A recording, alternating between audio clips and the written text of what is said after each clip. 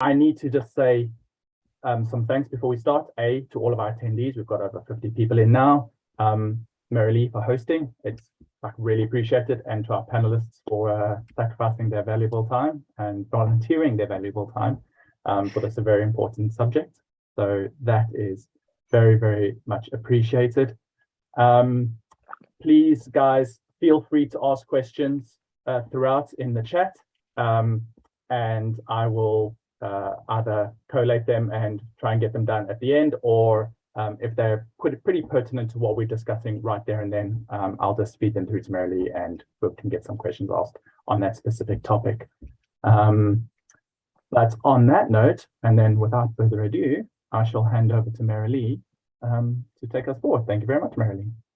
Wonderful. Well, first of all, a massive thanks to Martin. I think this is an incredible topic to be covering, and really appreciate all the work that you've done in bringing us together to talk about the subject, but also in getting the word out about the subject to other clubs. So welcome, everyone. It's wonderful to have you here this evening for what I think is going to be an incredibly interesting discussion that we're all hopefully going to learn some new things from. So I think before we dive into all the detailed subjects, it'd be really great for everyone to get a chance to get to know our panel a little bit more. So Kerri-Ann, I'll start and kick off with you. If you want to just tell us a little bit about your background, how you got into sport, and what your specialisms are, so that everyone knows a little bit about you. Great, yeah, thank you so much, and thank you for having me this evening. So my name is Kerri-Ann Payne, and I'm I was an Olympic open water swimmer. So I competed at 3 Olympic Games, the Beijing, London, and the Rio Olympic Games for the 10K, so the marathon swim as it's called. I now, having retired in 2017, I now run open water coaching qualifications. So I've definitely stepped into the world of open water from a coaching perspective again, which is really amazing. I've qualified just under 500 people in the last 4 years, which has been amazing. Most of those that I've qualified are women. So I'm really excited to be here tonight to not only talk about, all things female in endurance, but also from a coaching perspective as well. So I think that's probably where I'll come at from tonight with the input that I'll be giving, which is essentially from my career, things I've had to deal with through that whole process from an endurance perspective, but also now coaching females. That's pretty much it. Fantastic. Ruth, would you like to go next? Yeah, I'm not sure how I feel about following that up, but so I'm Ruth Astle, and I am now a professional triathlete, having done my first triathlon at 24, I think I was, but no real kind of sporting background before that. It was just generally fit, healthy, enjoyed competitive sport, but kind of discovered triathlon a bit by accident, joined my local club where quickly became a bit of an obsession, and then turned pro in 2019. So yeah, really good year to go pro just before COVID. But yeah, so I've now been pro for a while. I'm also doing a bit of coaching, so I guess I have kind of 2 lenses of athlete and coach. And yeah, again, really excited to be on this discussion. I think there'll be lots of great topics to cover. Oh, fantastic. And last but definitely not least, Jo, do you want to introduce yourself?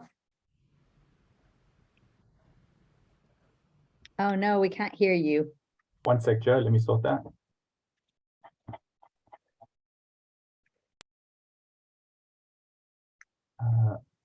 Okay, so one problem with having so many people join is trying to find Jo on the list. There we go.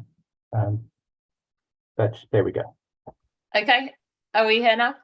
Fantastic. Great, thank you. So my name's Jo Wright. I'm a triathlete, but very much an amateur triathlete. And I'm also a physiotherapist, so that's my primary career, working for the British military.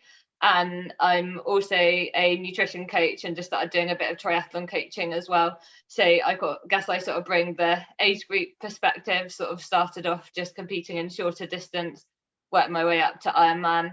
And recently came 3rd in my age group at the Ironman World Champs. So that's sort of my biggest success in triathlon. So today I'll be mostly offering a bit of a nutrition point of view, but also a bit of a perspective from a age group athlete rather than a pro. Fantastic. And just as a little bit of background on me, I've been a member of Ful-on Tri now for, I think, almost 9 years, but I am very much in the amateur category. I think the best I ever did was winning a triathlon in my state of Ohio, which I was very excited about. But definitely nothing to contribute like these ladies. I think Martin's asked me because I do a lot of speaking on panels for my day job, which is that I'm an entrepreneur and the founder of a company called Under the Doormat. So I hope what I'll be able to do is guide us through this discussion and hopefully ask all the interesting questions and also, of course, take questions from the audience. So please, as Martin said, if there are questions that you've got along the way, you can put those, I think, in the questions or the chat section, and we'll try and get those answered as we go. We'll also save some time for questions at the end, because sometimes it's good to get through the whole topic, hear as much as possible from the speakers, and then throw in some questions and curveballs at the end for some extra fun. So again, before we dive into some of the biggest questions, I think stories are sometimes the most exciting thing to hear. So I'd like to start by just asking, what was the most impactful thing you've ever experienced that you feel is different as a female in sport versus just anyone in sport? And I'll open that up for any one of the three of you guys who'd like to jump in and share your own experience with that. I might jump in first to start with, if that's all right. I think, and only because swimming is a really young sport in general. Started out swimming in the pool, so I was swimming since I was about 4 years old. Learned from then and swam all the way through till I was 28. So quite a long, competitively swimming from about the age of 12 on from there. And I think the biggest thing that I didn't realize until I left and started getting a little bit older was the things that female athletes have to deal with without much support, and that is periods, essentially, and dealing with that. So there's so much pressure put on, not pressure, but there can sometimes be pressure put on females to take the pill so that you don't have periods and all those sorts of things, or do you not do that? There's not a huge, for me, there wasn't a huge amount of information around what I should and what I shouldn't be doing. It was very much a choice that I made for myself specifically. And I think even, going on to that later on, because again, my understanding and my kind of world was very male coach dominant, that periods were just never really talked about. No, there wasn't really like a strategy put into that, which I think would be really helpful for a lot of female athletes to find out the information.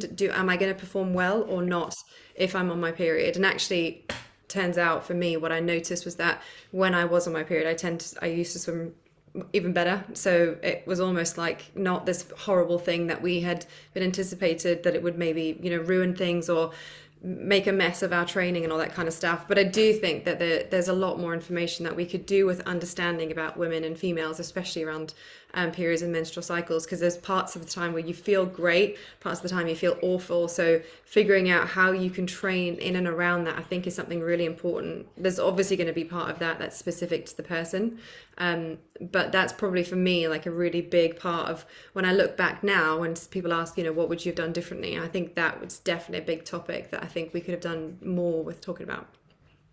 Thank you for sharing. That's really insightful and certainly a topic that we'll cover in a bit more detail. Jo, do you want to share from your perspective? I don't think I've got anything quite as insightful as that, but I think certainly like when I first joined my tri clubs, then I cycled in a group with just men, and I think that's certainly very common in our sport, particularly like previously going into tri clubs.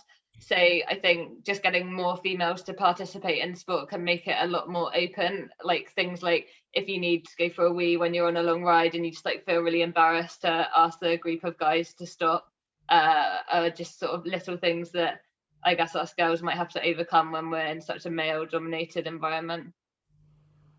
Oh, thank you. Ruth. That's definitely something I relate to, the trying to get the boys to stop somewhere that I can sort of hide in a bush because they all just stop by the side of the road.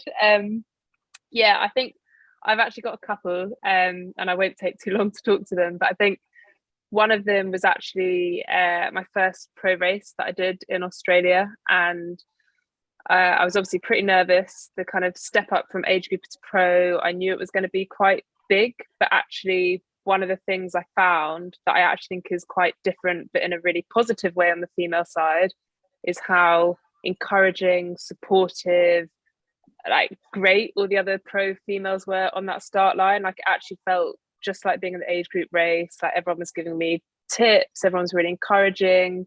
And I was standing there with kind of some of my heroes of the sport, and I was like, oh my God, they're actually supporting me and trying to give me tips. I think that was one thing that actually I was pleasantly surprised by, that it felt very similar in the kind of pro racing to the age group racing.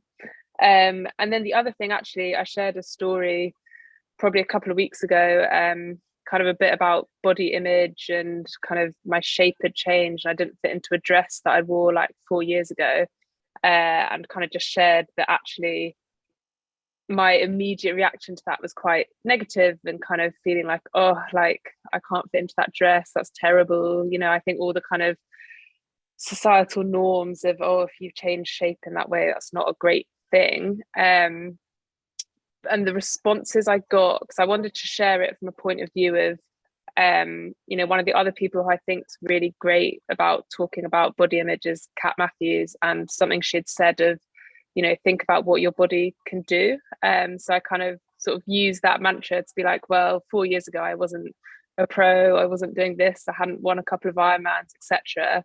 And I wanted to share that to kind of say to people, you know, even people that you look at and think, oh, you couldn't possibly have body hang-ups or any issues or anything like that, like everyone has them, it's very normal, and trying to talk about it a bit more. And I guess like the responses that I got from people about sharing that were like, honestly, I had like a couple of days of people just sending some of the most amazing messages. So I think that probably had one of the biggest impacts of knowing that actually if I share more things like that, it has a really positive impact. And I think, you know, a lot of people kind of need to hear it. No, I think that's incredible. And, you know, I think probably everyone can relate to those feelings. But it's actually the fact that you've got such an important role and that leadership that you can show by sharing that and how much that clearly resonated with other people. So I guess diving into some more specific questions, because we've got loads of them. The first one is about the REDS. And I have to admit, I didn't know before this list of questions what the REDS is. So would one of you like to just dive in and explain a little bit about what it is and why it's bad for your health, particularly for females? Yeah, I can answer that from more of a nutrition point of view. So REDS, for those of you who don't know, stands for Relative Energy Deficiency in Sport. So this is something that previously in the literature was known as the female athlete triad. And it was called a triad because it was characterized by a lack of periods, disordered eating, and low bone density. They recently, well, not that recently, but they've subsequently changed the name because they found out that you don't have to have all three of those signs, and also it is possible to have it as a male as well, and actually relatively common in men as well as women.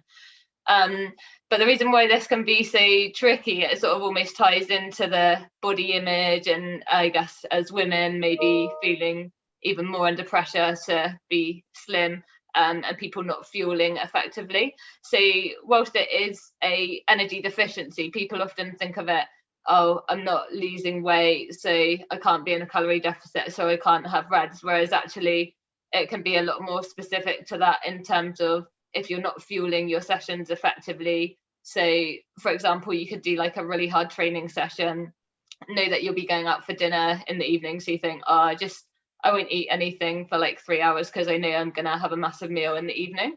But during that time, your body's in a energy deficit, your body's like really craving the food to replenish those calories, and if you keep on doing that over time, you can still develop this relative energy deficiency, which can have negative effects on our health as well as performance. So I guess specifically for performance, then just not having enough energy to train and perform well in our sessions, but then going to like more extreme of getting a lot higher injury risk, stress fractures, and for females losing their periods, which ultimately, as the kind of worst possible consequence, if it was over a very long period of time, could lead to infertility. So it's certainly something which we need to be aware of and take seriously. No, thank you. I think certainly very serious, and as you say, ties in a lot to the female body issue and those perceptions, because where people are thinking, well, if I do exercise, it's a good way to lose weight. Not even if you're a pro or whatever, but just, you know, a lot of people who get into sport are also looking at it as a weight control mechanism. But I think there's a difference between doing it and where it's helpful to lose weight and doing it where you're actually starving your body of the nutrients that it needs. And it sounds like that is the distinction. Is there anything, Ruth or Kerri-Ann, that you'd like to add to that, or have you seen this happening in real life? Yeah, I've definitely seen this happen a lot in my world with, you know, some swimmers not having periods for months at a time, or like maybe 3 or 4 a year or something like that for multiple years on end. And it just wasn't really something that was talked a huge amount about. I think as swimmers, though, we did have like a massive amount of attention put onto our nutrition to make sure that we were fueling properly. And I think that's something really important. So we used to always make sure that after a hard session, which was, you know, 10 sessions a week I used to swim. So of that, about 7 of them used to be, you know, pretty hard. So that like within 20 minutes, we needed to have eaten, you know, a good amount of protein and carbohydrates to make sure we replenished what we'd eaten, because, or what we'd used, because it wasn't just about refueling from that session, but it was about being ready for the next session again. And I think sometimes in the world of certainly in the world of triathlon and endurance sport, especially when you get into it a little bit older and you've got life and you've got work and you've got children and you're trying to train for 3 different sports in one go, can add a lot of extra pressure and stress into people's lives. And also what we've sort of started to notice is a massive correlation as well with not only how we are energy deficient, but also how stressed we are as well. And I'd imagine someone in that scenario trying to hold down a full-time job, trying to make sure the kids are all fed and still trying to get all their training in, because, you know, the coach has been like, you've got to get this stuff in. It adds another layer of pressure and stress on top of someone. And if we're in a stress state, it's incredible how much our brains play an impact on the rest of our body and what we do and what we don't do. And if we're already stressed in a stressed state, and then we add on top of that we haven't eaten very well, we haven't done a lot of nutrition, and then we add exercise on top of that, it's just a domino effect, and it's a knock-on, and it does cause lots of problems. And that's sometimes why people are like, I'm done, that's it, I'm finished, get me out of here, I'm not doing this anymore.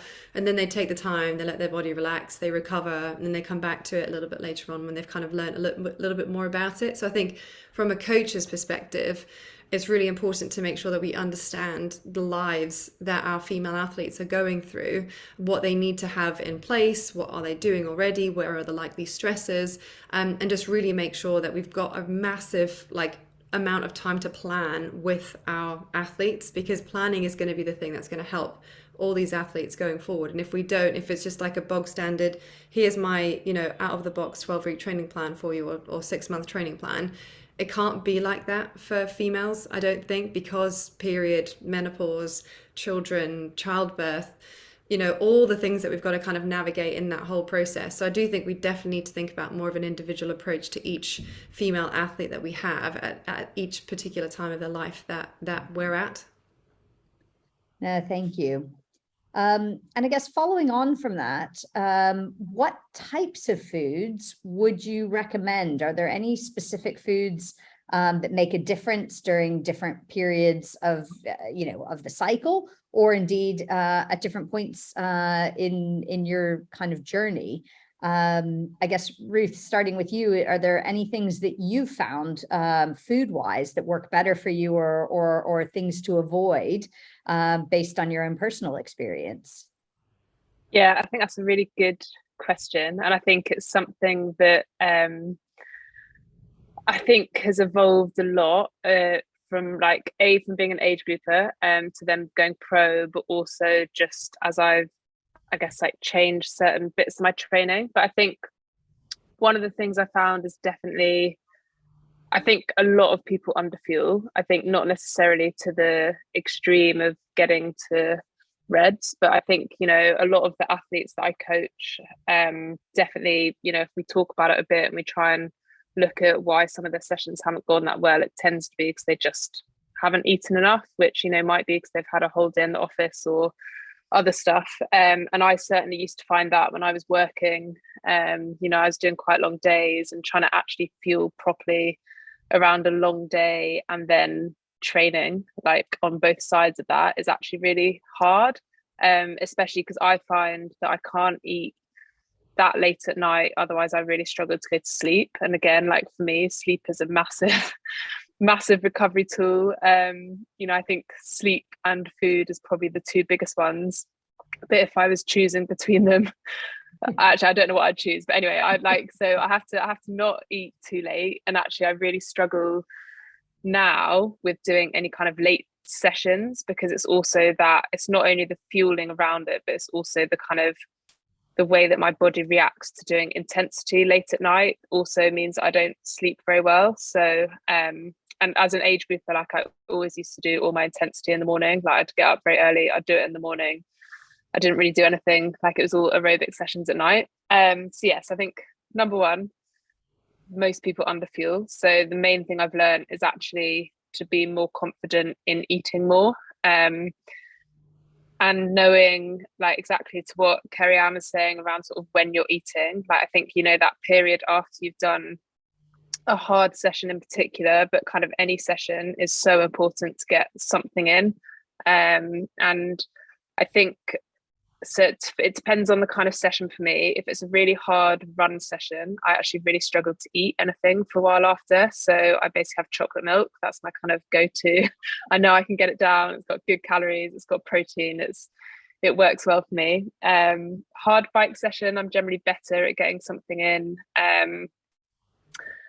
And usually, again, it kind of depends if I'm getting really close to a big competition or not. Like usually I'd say it would be kind of like a big bowl of yogurt and granola and peanut butter and all sorts. I think if I'm getting closer to competition, I probably think a bit more about not necessarily portion size, because again, it's not, again, I think like race weight is something that people talk about a bit. I actually generally find that as I get closer to a competition, that happens naturally because of how my sessions kind of come about.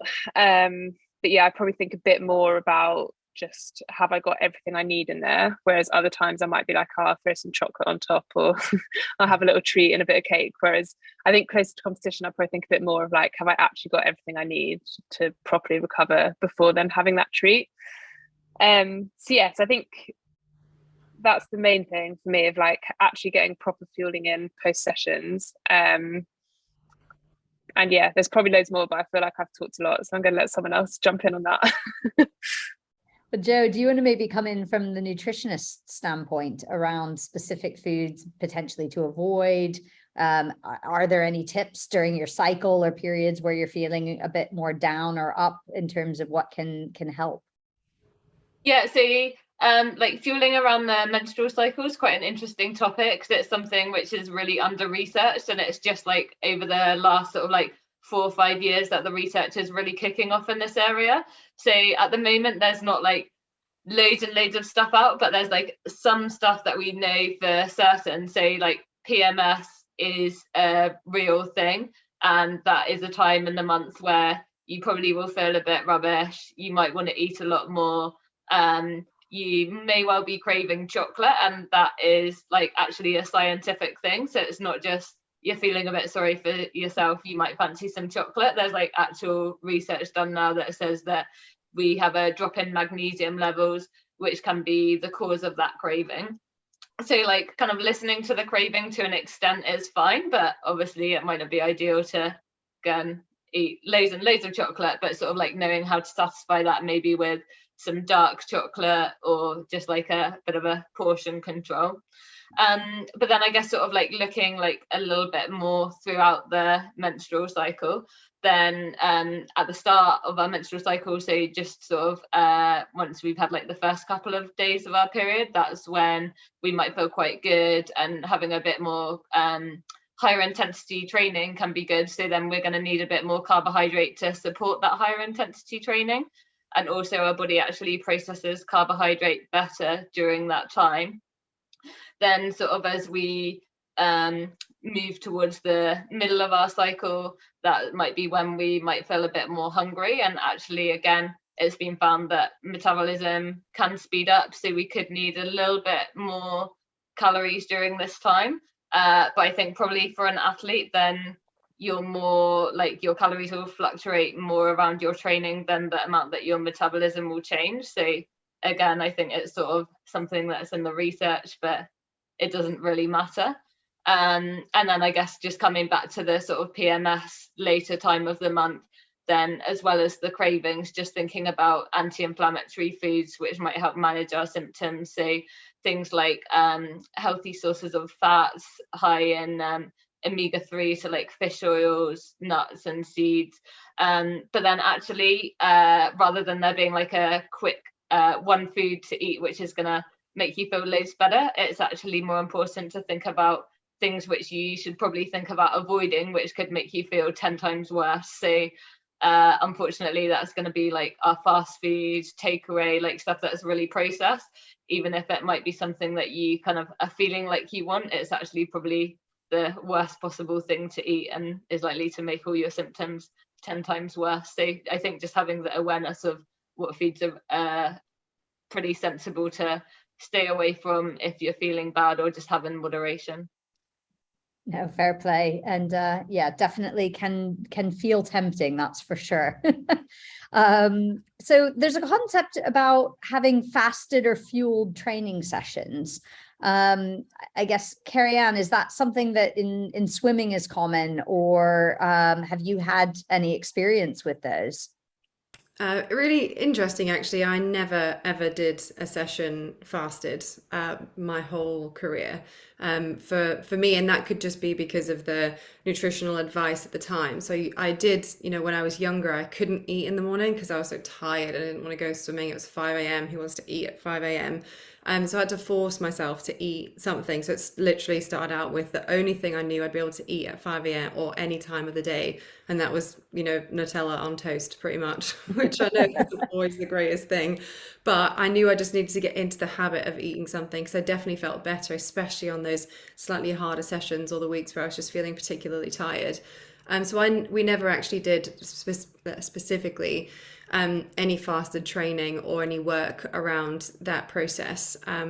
But having retired from swimming and no longer expending anywhere near as much energy, I actually find my body now naturally fasting in the morning. It's not like a conscious effort necessarily that I'm putting in to just basically, I don't eat anything until lunch, just have coffee in the morning.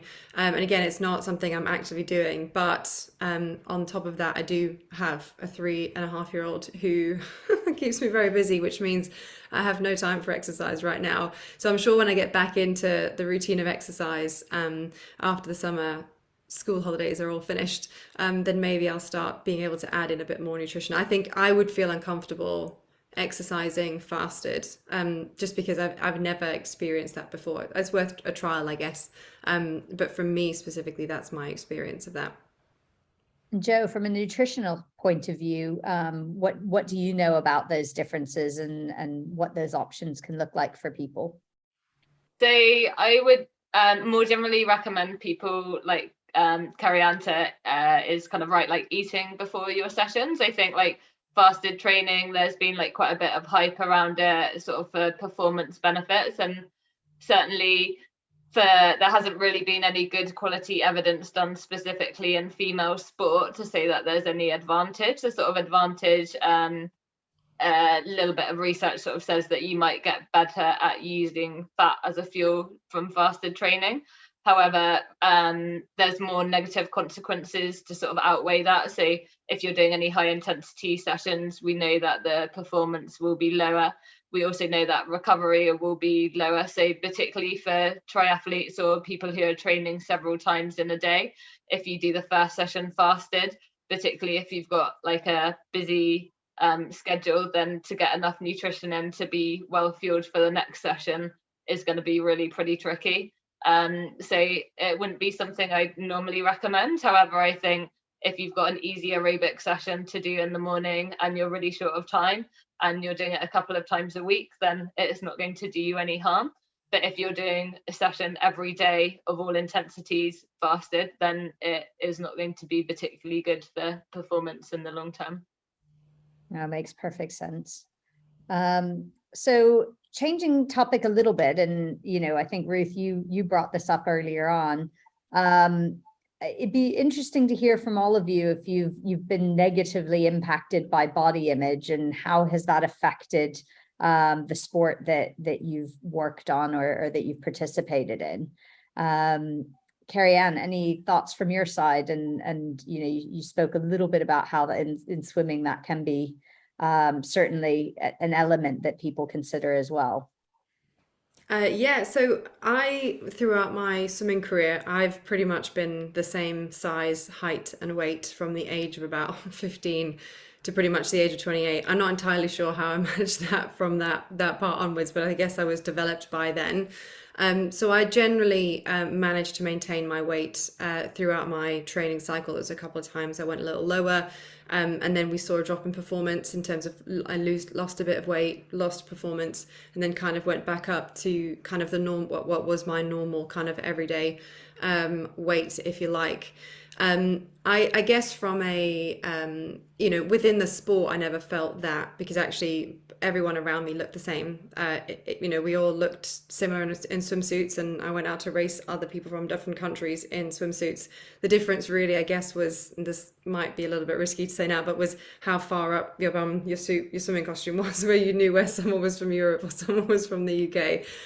But otherwise, there wasn't really a huge amount of difference necessarily across the board. But I certainly saw a lot of that with, kids who were slightly larger, like younger girls going through, taking the pill, and the impact that has on someone's body, going through different treatments, going through puberty, and again, body shapes ballooning and changing size and changing shape and all these sorts of things, boobs growing, all that kind of stuff. And that I certainly saw a lot of swimmers and a lot of friends kind of go through some really dark times from that perspective.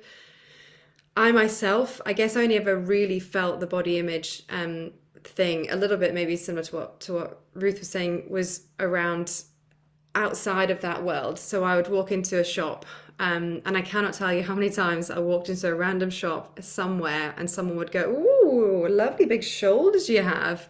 And I couldn't quite tell if they were being really serious or not about it. Like, "You're a swimmer, aren't you?" And I'd be like, yes, I'm a swimmer, thank you very much.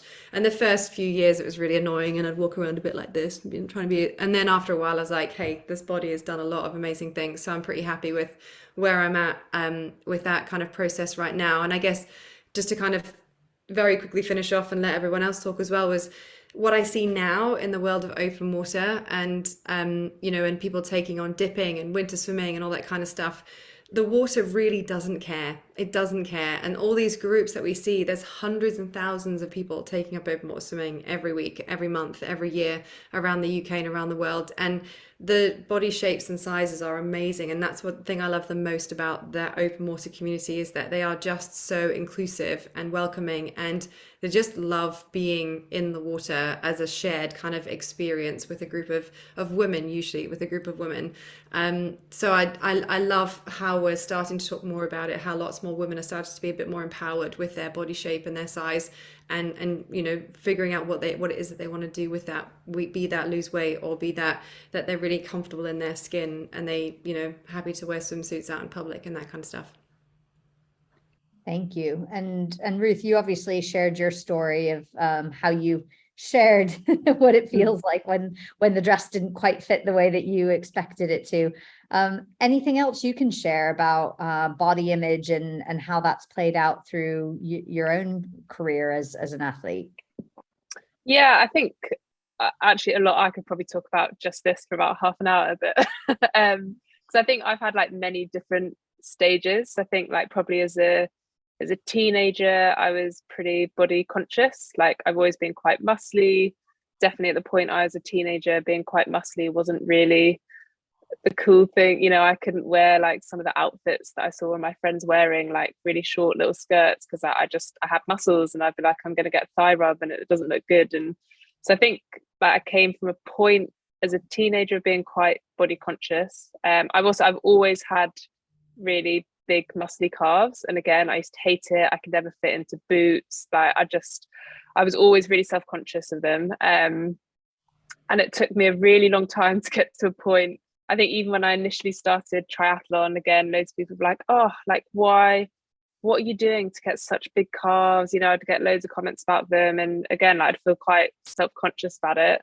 And it's probably only really the last couple of years of actually being like, you know what? Yep, they're big, but they're great. And I think, but even so, I still think I still have moments now of, I feel like there's like a really ingrained sense of, like if I lost a bit of weight, maybe I'd be a bit faster. Like I still have to have like loads of conversations with myself about, and to be honest, that's not actually really from like a body image perspective. I think that's more from a general talk about running and what makes runners faster. So I still generally, like, I'll have moments where I catch myself thinking like, oh, maybe if I just dropped a kilo or two, I'd be much better. And then having to be like, no, look at all these other great role models out there that have shown that you don't have to look a certain way to perform really well. So yeah, I think like for me, it is one of those things that I've really had to think about, what is it my body does and how great is that, and what are all the things that I've done to make it be this good. To think about, I guess, trying to think about the outcome rather than what it looks like. And I think it's just like important that people know that, because again, I've had some conversations with people that potentially aren't as open as people like Kat, for example, but other people who, again, like I would have looked at and been like, oh, like you've just got like the most perfect body. And like everyone you look at that think that you would maybe say that, they'll have something that they don't like, or something that they're conscious about. So I think it's just important for everyone to know that, like, I think everyone has those same thoughts. It's definitely trying to just think about what is it that makes you feel good, because again, it's like, I think being able to be active and do the things that make you feel good is really important. So if it's finding the kind of clothing that makes you feel a bit more comfortable doing that, because I think also, yeah, clothing's come a long way, because there used to be a lot of clothing that didn't make you feel that comfortable doing things. And I think it's literally, again, like the last year that I found shorts that I can run in that don't give me thigh chafage. So find the things that make you comfortable, and then you will feel better about it more generally too.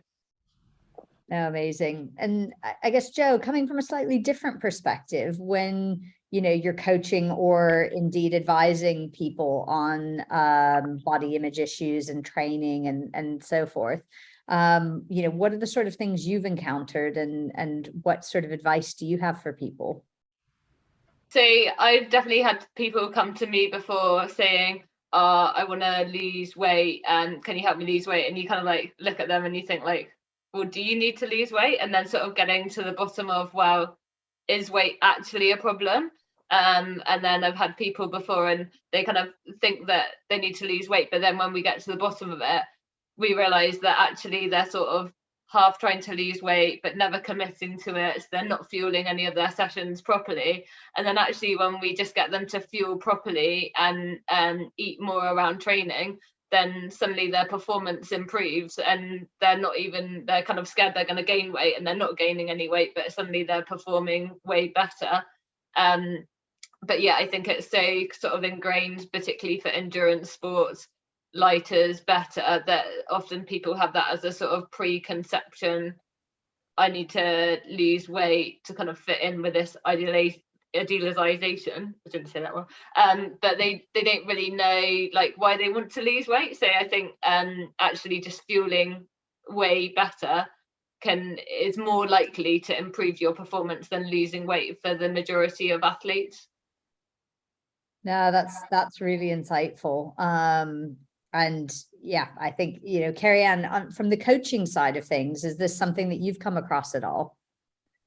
Yeah, I think it's for me, coaching is all about the individual that you have in front of you and what their ultimate goal is, and working through a plan with them on that. So what is someone's ultimate goal? And when you can understand what their goal is, but more importantly, why that's so important to them, you can start to plan backwards from there and look at everything that that person's doing. So there's obviously going to be a nutrition element to that. There's going to be a dedicated time to train as part of that process. There's a technical aspect to that. There's a kit aspect. There's a practical kind of getting the experience in aspect to all of those sorts of things. And again, as both have already said, understanding what's going to work well for you as a person, and really drilling down into the why that's so important to someone. And if you get to the point where you can really get to why someone cares so much about doing this particular thing, you can then start to figure out how you can help motivate them through that process. So if someone just thinks, oh, I need to lose weight because I saw in the magazine that everyone loses weight, or everyone in Runner's World or whatever it might be looks like this and I look nothing like that and I want to run, that's a very different reason to someone saying, well, I really want to take on a marathon because actually my mother's dying wish was that I could take on a marathon. You know, understanding the differences between those, because you can then start to really, understand and start to motivate people to help them through that process. Ultimately, motivation has to come from the individual themselves, but by us as coaches, our job is to guide them through a journey. We can help to maintain that motivation and remind them of that motivation and what's important to them to keep them on their goals, so that ultimately they can feel amazing about themselves every step of the way because of the goals they're knocking off at the process of getting to the ultimate goal.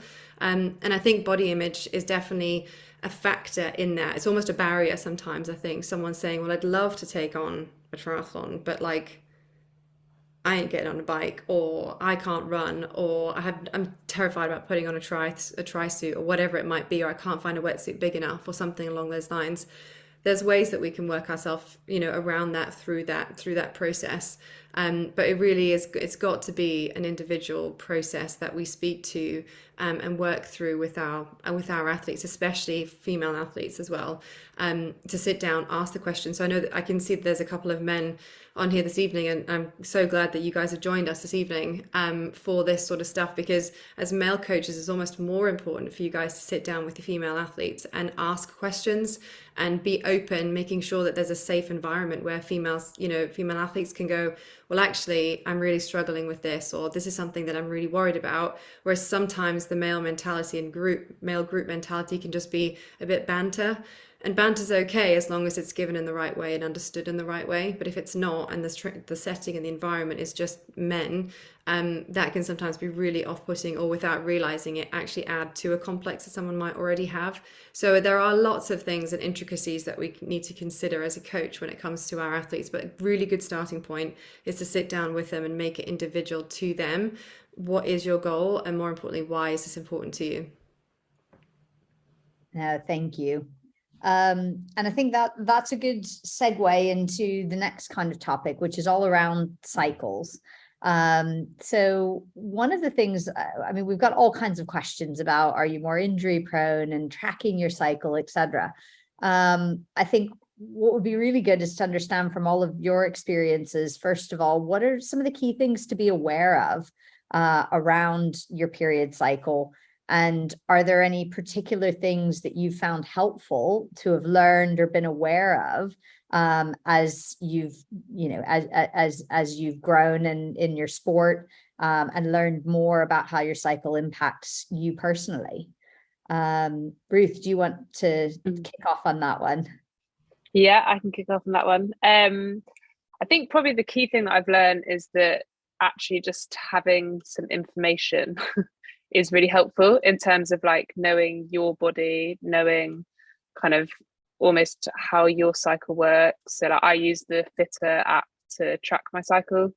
I'm actually also on a hormonal coil, so it's kind of a slightly, I guess, false cycle in some ways in terms of it being kind of regulated. But it's still, I'm still getting the kind of ups and downs of hormones. So I definitely find, even though I'm tracking it, I still get like my week before I actually would have a period, but I kind of don't really get a proper one because of the hormonal contraception. But I still get that week in the lead up where I feel knackered, and still most months I'm a bit like, oh, I feel terrible today, and it takes me like a day or two to think about it, and then I look at my thing and I'm like, oh yeah, that's why. And even though it happens every month, it's like every time. So I think, yeah, having that awareness and kind of tracking certain things, and I think Jo touched on it earlier around actually some of the training that you do in certain points of your cycle. I think, again, like actually I have some of my absolute best sessions just like when I'm actually sort of, I say, on my period. Like, as I said, I don't get a proper one, but the point when I would, like, I've had like some of my absolute best sessions, even though I'm not feeling great and I'll feel super sluggish to start, but then I'll get going and, like, as I said, have great power or have a great run. So yeah, I think for me, it's kind of knowing how to track it, knowing how it affects you. I definitely need more sleep in that week leading up to it.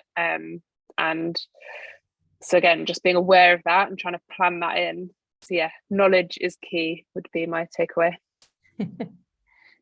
Jo, do you want to go next? Yeah, I think just following on from what Ruth said, sort of just being aware of like when you might need to adapt a session if you're sort of in that time where you're just feeling really terrible and you've not got any energy, then just sort of being prepared to drop it back, or if you want to try it and you're not hitting your best numbers, then just sort of being a bit kind to yourself and maybe recognizing that there is a reason for it. I think for people who have like really big fluctuations around their cycles, and it could be worth speaking to a coach around changing your training a little bit to adapt that. So sort of saying, look, I know that for these like 2-3 days I'm going to feel terrible, so can we just keep those easy and then sort of do the sort of higher intensity session around the rest of the month. But I think a lot of that's an individual basis rather than us saying all females need to periodize their training around their cycle, because I think that's too broad, and actually it's probably only relevant for people who have quite marked symptoms and differences. Yeah, fair play. Kerri-Ann, anything you'd like to add? Yeah, I totally agree with what Jo was just saying there. I think everyone's individual. Every single one of us will have a different thing that happens to us in the lead up to our cycle. What we might feel. Some people have backache. I certainly know that when I start getting a sore back, lower back, that's it. I'm really struggling. And I remember getting into the pool and doing sessions in the first sort of 1,000 meters, doing every tumble turn, my back going, oh, it actually feels really good to kind of have that weird sort of stretch while I'm doing that. And just kind of being aware that that's going to happen. And if I then need to add in extra strain, like I'm doing an open water session, or I'm, heading into a competition and I've got that lower back pain, and obviously I'm going to have to look up to site, that kind of adds extra pressure onto those sorts of things. So it's just being aware and really honing in on what your cycle's like. How do you generally feel going through it? Keeping a log as well, I think, might be really helpful, especially if you've got time in the lead up to a major competition or a challenge that you're taking on. Take a bit of a lead in time to that. So there's some great free apps out there that you can track your cycle. So the one I was using was called Flow, F-L-O, and it's just a free app that you can download and you can track your cycle as it goes through. There's a paid version if you want more insights into it. You can usually log things like how you're feeling, are you breast sore, are you cramping, do you have PMS, how are you feeling? Or the other option is like something like Natural Cycles potentially, which is a little bit more it's a subscription model, but they have like a thermometer, so you take your temperature. Again, everyone's slightly different, but the more you use it, the more the algorithm works to help predict when things might happen. And just to reiterate, like, understanding your cycle, how it works for you, is going to be really helpful, I think, for people. Same, Ruth, exactly the same thing. I'd be like, oh my god, there's no idea what's going on, and then I'm like, oh yeah, every month, every single month I do the same thing, and I'm like, oh yeah, no, yes, it's that time. But now I know roughly when my periods are coming, and they're only fluctuate a little bit weeks to weeks. you know, from one week to the next. So I know coming towards the end of the month or the middle of the month, whenever it might be, to start preparing and thinking about that, and then being prepared and having stuff with me, because there's nothing worse than being caught out with that kind of stuff. And if when I didn't track my cycle, you know, constantly caught out in that sort of process. I had something else to say. No, it's gone. That pretty much, I think it was jump in whenever you remember. I guess, you know, so you and Ruth have both spoken about how it happens, but what are the things that you do, or like, how do you pull yourself through that? You know, is it sometimes being a bit softer on yourself, like Jo said, or, you know, are there some specific, you know, techniques or way you motivate yourself to kind of get over that hump? I think for me, the main thing is just getting started. Like, I know that especially if I'm actually feeling really sluggish and a bit shit, I don't actually know if we can swear on this. Anyway, sorry if anyone is offended by that.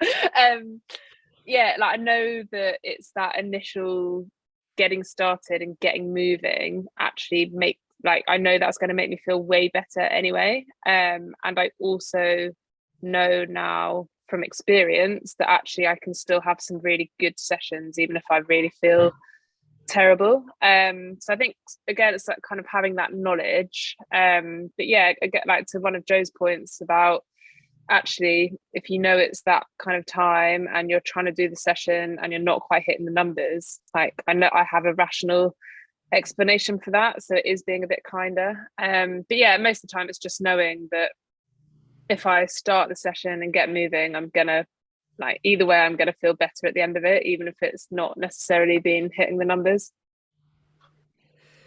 I'd love to say that, yeah, we had great conversations about it, and on the days that this happened, it was just kind of what happened. But I didn't really get the opportunity or the option of that. It literally was have some ibuprofen or some paracetamol if it was really bad, and basically just kind of get on with it. Being, you know, as prepared as possible.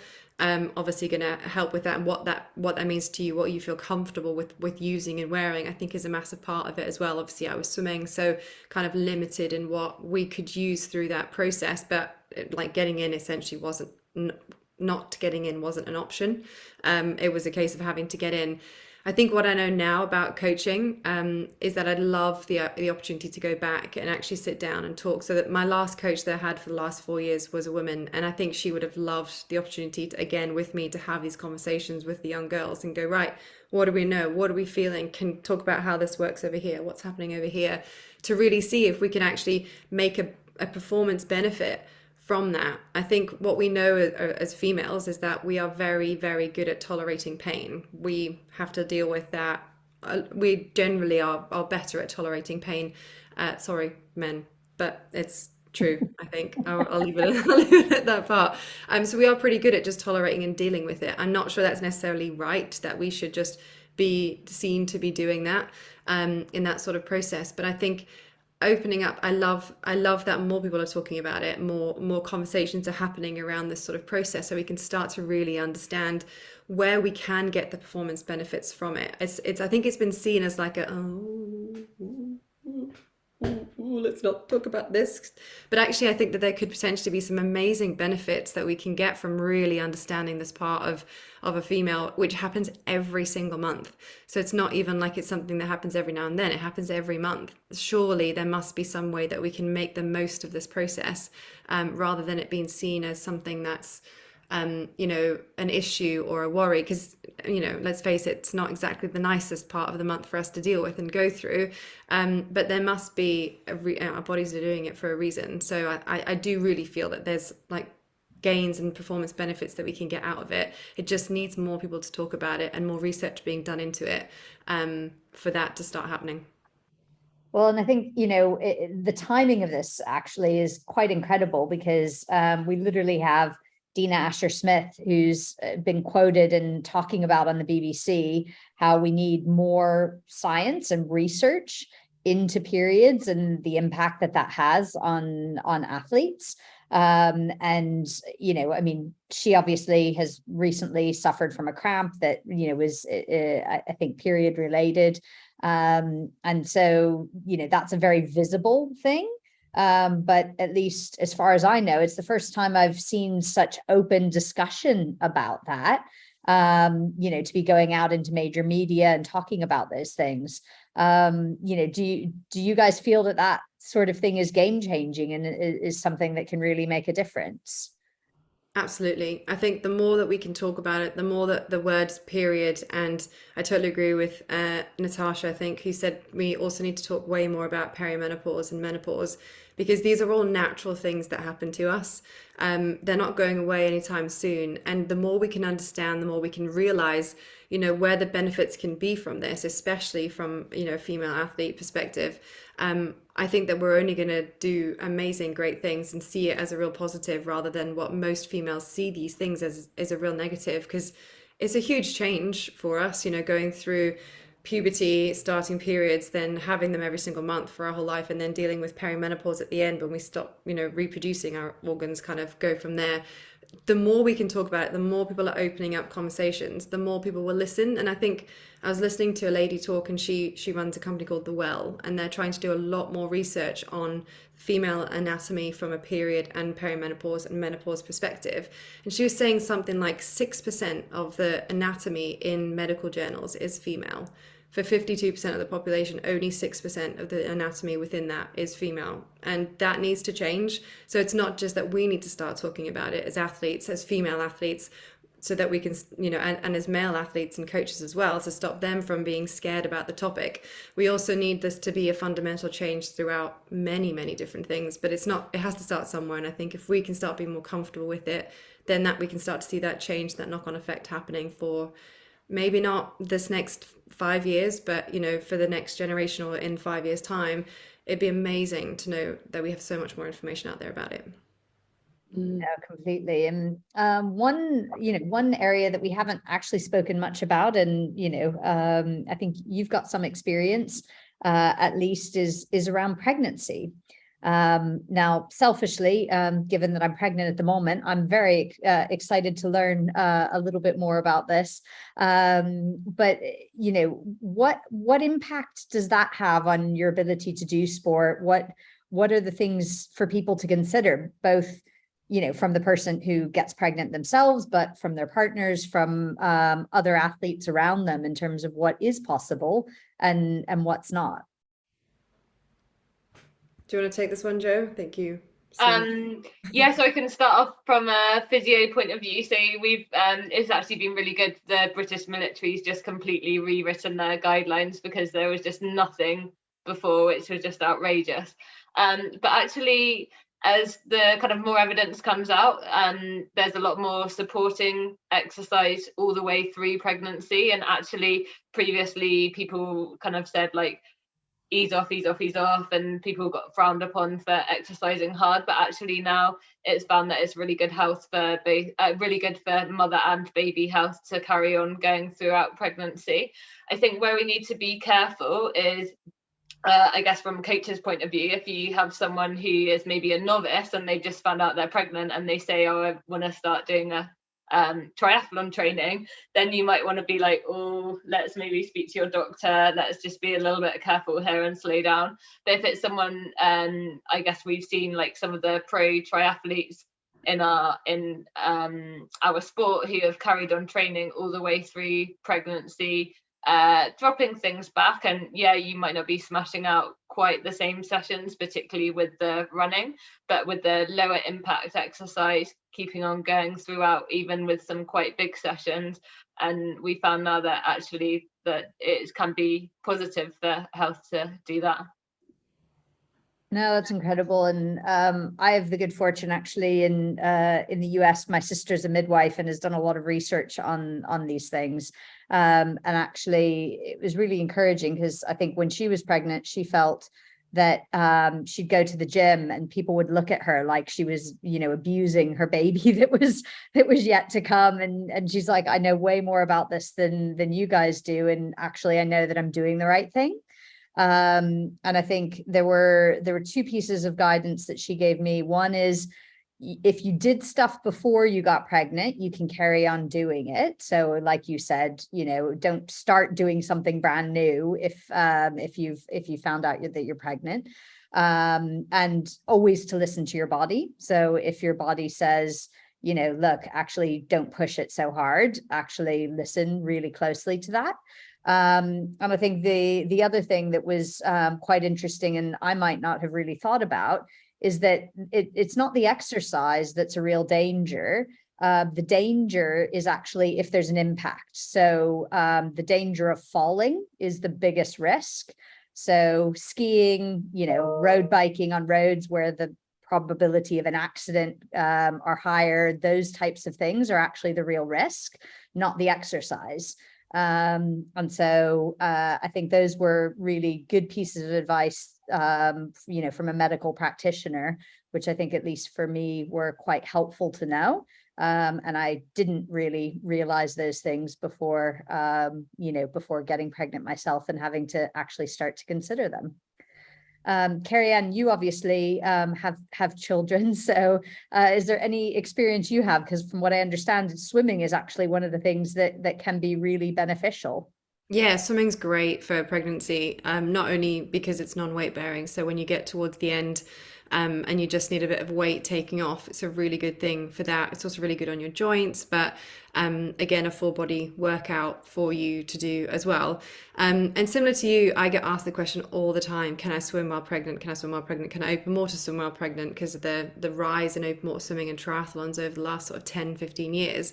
And so we did similar sort of things. So my day job now is I qualify coaches, and one of the coaches I qualified is a midwife, and she was really keen to get some information out there. So I'm just about to, if it's all right, if I'm allowed to post the link to the article that we created with her, which essentially is a guide to swimming through pregnancy. And we start at the beginning. We also talk about facility treatments as well, and how that kind of goes. Because I think sport isn't just for us to kind of feel good about ourselves and to, you know, to do something for our body and for our baby, but it's also, I think, an amazing thing to do sport with other people. So that kind of, you know, I'm sure on here, people that have had children, a little bit, you know, there might be someone in a similar situation to me. I unfortunately had a miscarriage before I had my daughter Josephine, and that was a really tough time to go through. And the thing that helped me through that was doing exercise again and being part of a group of people where I could talk about it if I wanted to, but it wasn't necessarily a major thing. And again, this kind of stuff isn't really talked about. So for me, sport and exercise is such an amazing opportunity for us to just be around other people that sometimes we might need to either talk about it or not talk about it.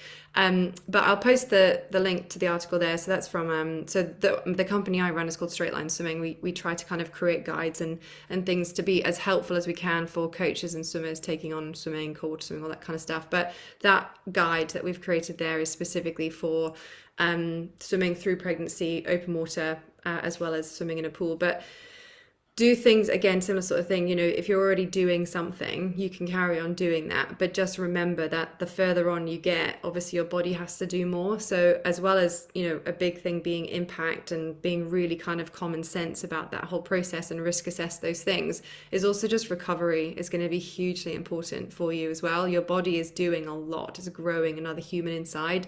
So if you're going to carry on doing exercise, just make sure that you're also factoring in, you know, there's a nutrition element to that, as well as then a real kind of, if you're still doing your full-time job and you're trying to do exercise and you're a little bit stressed and a bit tired and you've not eaten very well, you might need to consider the goal for that session that you were doing. You might need to back off on those days, and days maybe on a weekend where you've slightly more energy, maybe then you can take on a slightly harder session if your body feels capable and ready to take that on, is kind of where I'd take that.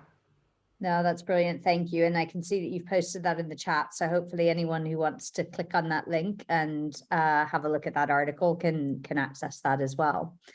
And I guess then the menopausal stage is, you know, kind of going through the life cycle is next. Jo, any particular guidance on things for people to be aware of as they reach that stage of life, and how that impacts training and exercise? Yeah, so from a nutrition point of view, I guess as you get older, then you get a reduction in muscle mass. So that's sort of a process that happens with age. However, if we're doing exercise, that can be really good to combat that. But then coming back to our recovery, if we're not getting enough protein intake after our sessions, then we can still end up with that muscle loss because we're kind of burning the calories in our muscles and not replenishing them. So actually, as we get older, the protein intake should be a higher percentage of your diet than for younger people. So that's something to consider. And then I guess sort of going more onto the perimenopause type symptoms, it can actually be quite similar to the PMS type symptoms in terms of diet, and particularly the things that aggravate it. So again, unfortunately, rather than there being like a really great cure, it's more of a case of, we know that if you eat loads of processed fatty foods and drink more alcohol and have more caffeine, your symptoms will be worse. That's sort of definite, but the research is still sort of ongoing to find out the things which are really going to sort the symptoms out. And I guess that's where it's just so different between different women. So that's why the research is just quite challenging. Thank you very much. And so again, switching topics a little bit, you know, often women talk about the fact that maybe they're not good enough, or a bit of imposter syndrome. I mean, that I certainly come across that in the entrepreneurial world loads, but I think that also is definitely something that we find in all parts of our lives, and you know, as athletes is another area. And you know, in many cases, you know, that comes across as humility, but also, you know, there is a psychological element to that. And so is there anything that you guys have encountered where maybe you felt that yourself, or you've seen others struggle with that, and how to help overcome that and bridge that, you know, reality of what is really possible for someone, even if maybe they don't always have the confidence, or, you know, feel a little bit of that imposter syndrome? Yeah. Sorry. No, go for it. I jumped in first. Yeah, I think I can talk about this more from a coaching perspective than a sort of personal perspective, because I think I've been lucky. I've never really felt that necessarily personally, but I think part of that comes from coming from an age grouper and like a sort of corporate background. I think kind of gives you the confidence to not necessarily feel that. But from a coaching perspective, definitely some of the female athletes that I've coached, I see it a lot, and it can come from many different things. But I think for me, the kind of way of dealing with that is actually what Kerri-Ann was saying earlier about coaching should be about that individual relationship and understanding kind of what are their goals, what is it that's driving them, and kind of having some of those conversations around, you know, like, so I've had, you know, people that have had certain races that they've been like, oh, it was a terrible race, I shouldn't be doing this, like, oh, it's really awful. And it's like, well, you got a podium in your age group and I don't know, you've qualified for Kona, so probably not, you know. I think have some perspective about what, like, where you are and what you think you should be doing. And again, I think even some of the confidence around certain sessions, I've got an athlete who works as a pilot and does like a block of night shifts and then a block of day shifts. So obviously trying to structure training around that with her getting recovery, and kind of being a woman and taking into account all the things around that. It took a long time to get to a point of her feeling confident that we were doing less, because she needed to try and sleep and recover and eat, because I think the previous coach had her on like a lot of hours as opposed to anything else. So I think it mainly comes back to that. It's understanding the individual and kind of knowing, like, for me, the main thing about coaching is having those relationships with people and trying to get them to where they want to be. So it should be that you understand, is it a confidence issue? Is it something else? Is it unrealistic goals or not?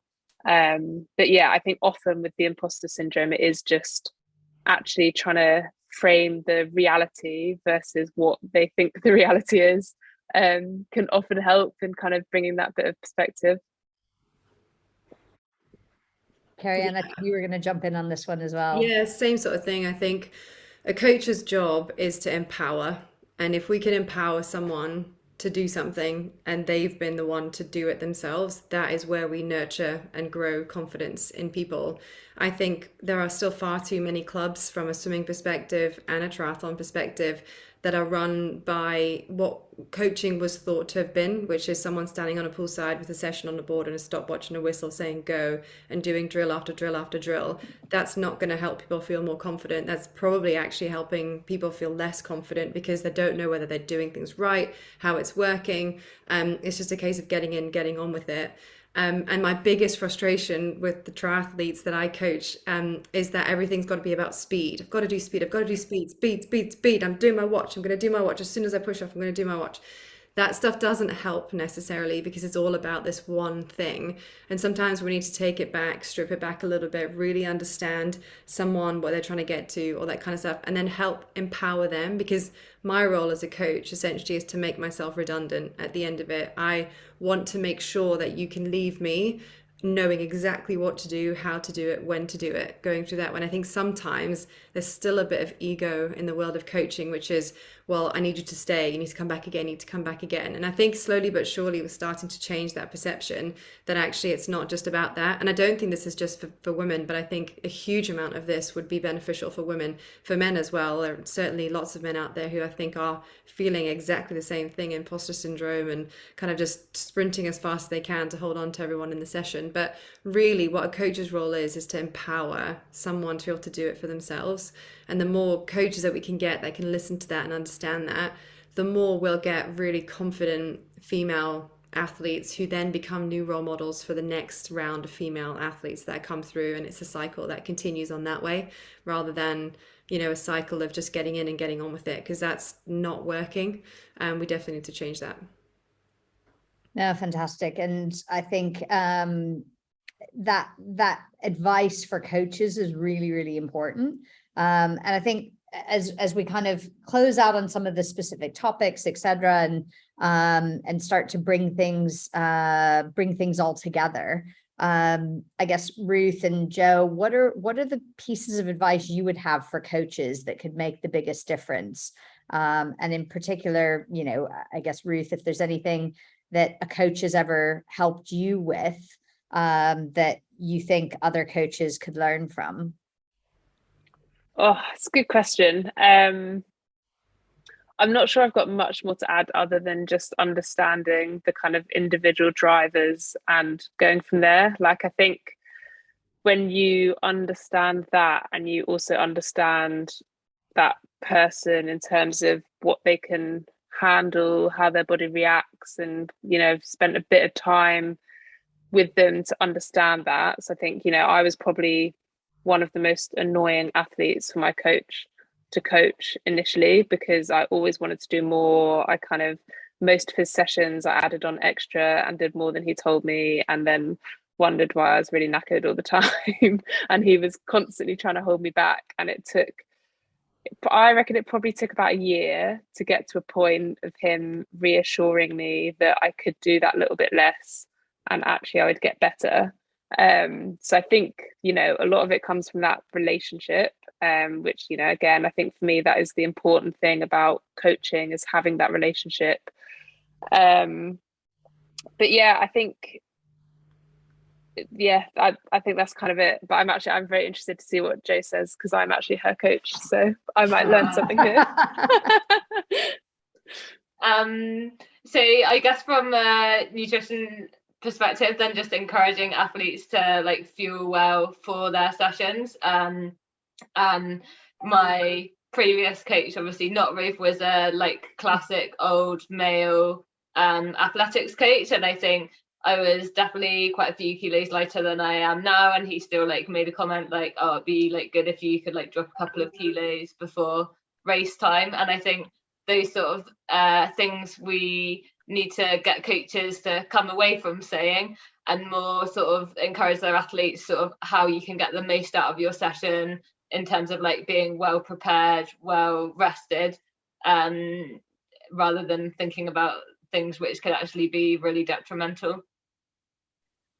Yeah, if I can just add one final part to that, for me, is just get used to asking your swimmers, or I keep saying swimmers, sorry, because that's my world, but asking your athletes, what do you think? what do you think? Because from there, at least you get an understanding of someone's knowledge. And actually, that's the moment for me where I realized I was finally being coached properly, was when a coach was like, what do you think you need to do? And I was like, no, you tell me what to do. That's how this works. And she was like, no, you understand your body. It took a while for me to kind of really allow myself and give myself the confidence to be able to go, well, I think this. And that's a great starting point if they go, I think maybe this, because then you've got a starting point to go from. So get very used to saying, what do you think? No, amazing advice. And obviously there's a lot of women on this talk. If there's one thing that you hope they'll take away from this, what would that be? Jo, do you want to go first? So for me, I'll have to say, like, plan ahead and make sure you know what sessions you're doing and where you're going to eat in terms of like pre, during, if you need to, and post. Ruth? I'd say probably get the right support network around you to make it fun. Like, most people are exercising for kind of fun, mental health, etc. If you've got that right, either training group or coach or just friends to do it with, that'll make a massive difference. Kerri-Ann? Just think about why you're doing it. Why is this so important to you? Well, if you can understand why you're doing it and why it means so much to you, that's where, again, we found our motivation. And I think that's a really powerful place for us to be in. If we can understand that, then almost anything is possible. Amazing. And I think before we close, just open up. If anyone has a question, you can raise your hand. This is your chance to get to ask questions of these amazing women. So before we let everyone go off to finish their evening, hopefully there's one or two of you out there who have a burning question that you'd love to know the answer to. We've got Toby here. Can you, let's see, are you unmuted? Sorry, Martin, I think, see if you can unmute Toby. He's probably just trying to find. Yeah, I'm trying to find Toby in this list. What is his name in the list? I'm not sure it's Toby. I mean, you can type the message so long. Might be quicker. Yeah, if you want to just type it in the chat, Toby, apologies for that. We thought we could do that a bit more live, but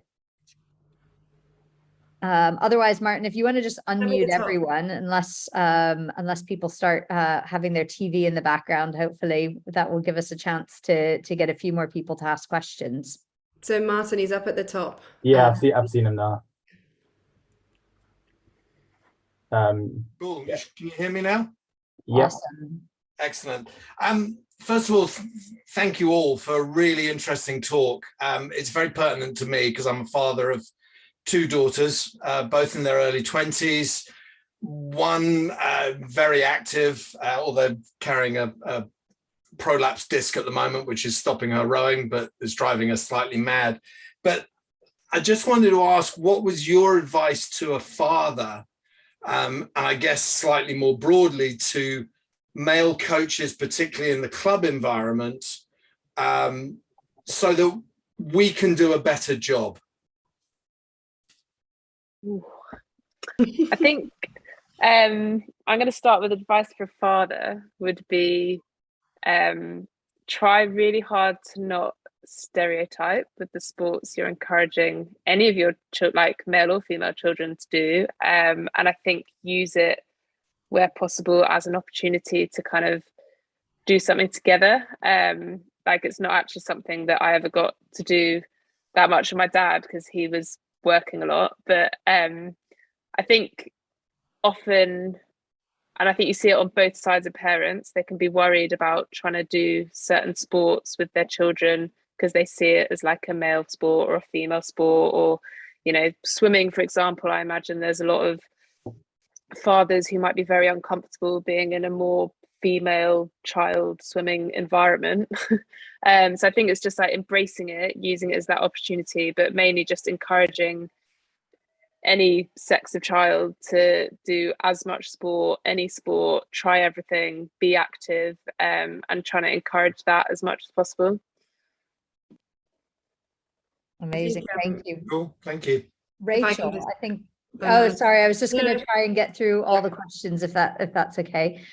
Rachel, do you want to go next? Yeah, I was going to ask about if you've got any thoughts about hormone replacement therapy, and is it good for athletic performance, or is it bad for athletic performance? Is it doping? What are your thoughts on that? So certainly, from a physio point of view, it's something that in healthcare that we are recommending. It's got a lot of benefits for bone health, and also to help with all your symptoms. And I think there was one very bad quality study that might have linked it to breast cancer, so people got really upset about it, but actually now it's found out that the evidence for that is negligible. So speak to your doctor, but definitely from my point of view, I'd say go for it. Thank you. Amazing. I think we've got one more question. Yeah, I've marked Claire for an unmute. There we go. Yeah, hi. Thank you. It's been really, really interesting.